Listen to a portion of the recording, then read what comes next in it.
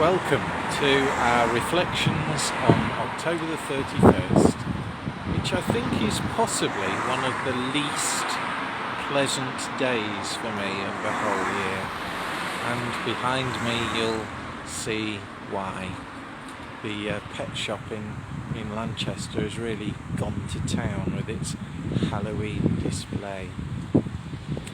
I really feel uneasy about Halloween, and I want to encourage you to think about where you are on this subject, because I think there are some parts of Halloween that are distinctly unsavoury, if not dangerous.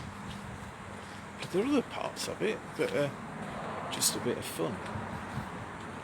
We used to have this debate long and hard with our children when they were growing up, because we as parents felt tremendously uneasy about letting them get into Halloween.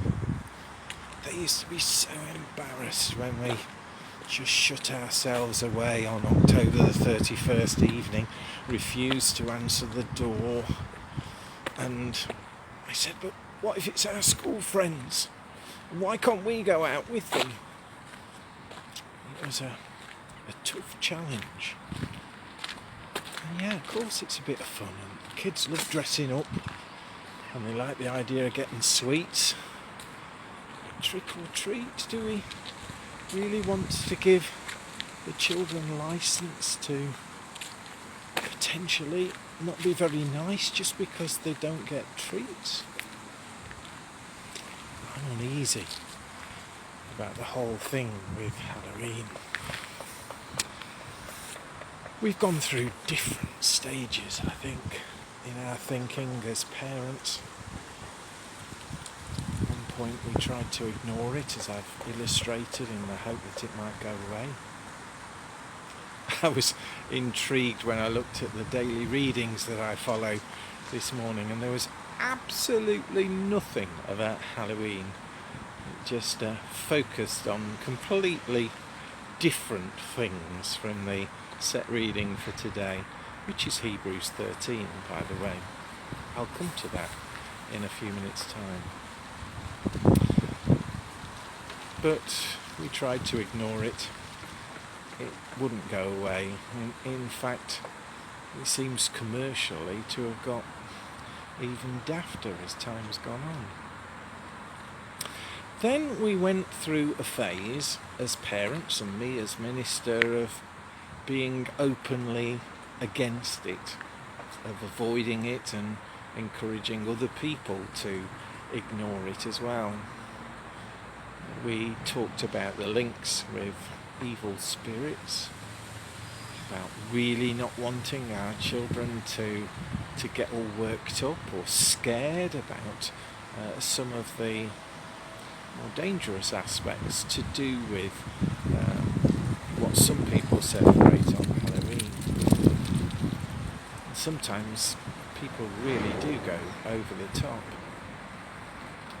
But we found that when we put a notice on our front door, much to our children's horror, that said, we're Christians, we don't believe in Halloween, we'd rather that you went away and left us alone tonight, that we haven't got any sweets to give, but that we hope that you'll keep yourselves safe, that you won't knock on the door of anybody that you don't know, that you won't go into the house, look after yourselves, God loves you. They were horrified, and they were thrilled to bits when we got eggs thrown at our windows. Yeah, we've never been able to quite get it right. I'm really keen that we don't underplay the damage that evil and evil spirits can have on anybody's lives. I've seen the effect of evil. I've been to Auschwitz. I've been to the killing fields in Cambodia.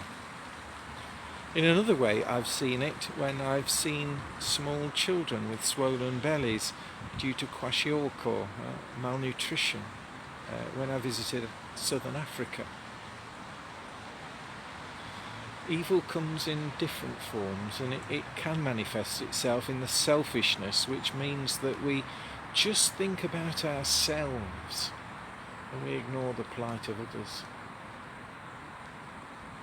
So I desperately don't want to underplay the seriousness of evil. I've seen people having demonic experiences as well, and it is scary, really scary. But there's another way in which we can approach Halloween. It's to reclaim it. It's to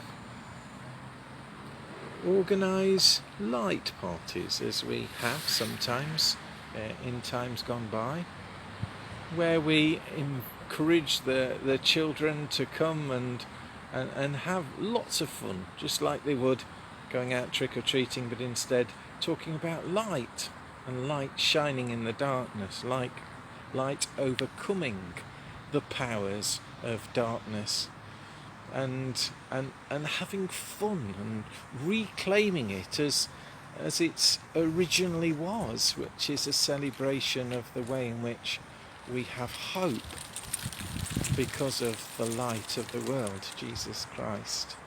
And as we come into the dark times of the year, in the winter, we have that light shining for us and within us, reclaiming it in that way. Because of course, originally, today was the eve of All Hallows, or All Saints.